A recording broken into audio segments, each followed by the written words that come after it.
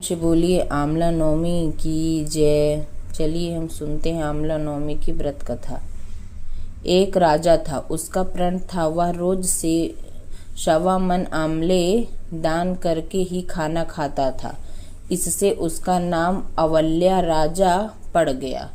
एक दिन उसके बेटे बहू ने सोचा कि राजा इतने सारे आमले रोजाना दान करते हैं, इस प्रकार तो एक दिन सारा खजाना खाली हो जाएगा। इसलिए बेटे ने राजा से कहा कि उसे इस तरह दान करना बंद कर देना चाहिए। बेटे की बात सुनकर राजा को बहुत दुख हुआ और राजा रानी महल छोड़कर बियाबन जंगल में जाकर बैठ गए। राजा रानी आमला दान नहीं कर पाए और प्रण के कारण कुछ खाया नहीं। जब भूखे प्यासे 7 दिन हो गए तो तब भगवान ने सोचा कि यदि मैंने इसका प्रण नहीं रखा और इसका सत्य नहीं रखा तो विश्वास चला जाएगा। इसलिए भगवान ने जंगल में ही महल, राज्य और बाग बगीचे सब बना दिए और ढेरों आमले के पेड़ लगा दिए। सुबह राजा रानी उठे तो देखा कि जंगल में उनके राज्य से भी दुगना राज्य बसा हुआ है। राजा रानी से कहने लगे, रानी देख, कहते हैं सत मत छोड़े, सुरमा सत छोड़ाए पत जाए, सत की छोड़ी लक्ष्मी फेरे मिलेगी आए।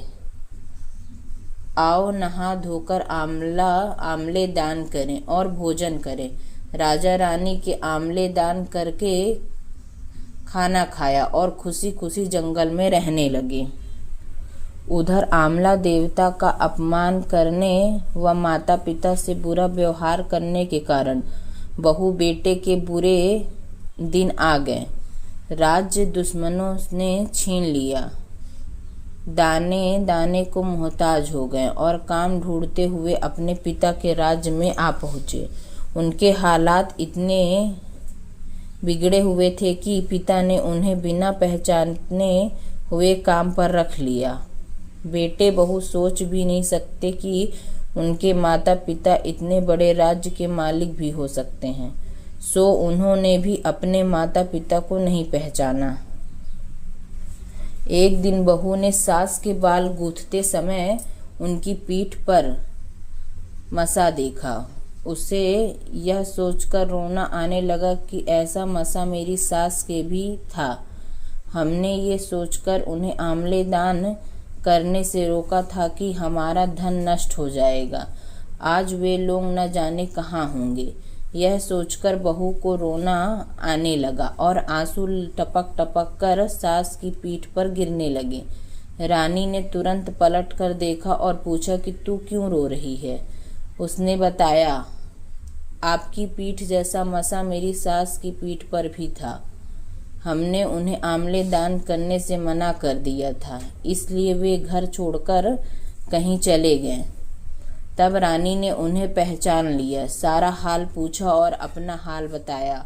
अपने बेटे बहू को समझाया कि दान करने से धन कम नहीं होता बल्कि बढ़ता है। अब बेटे बहू भी अब सुख से राजा रानी के साथ रहने लगे।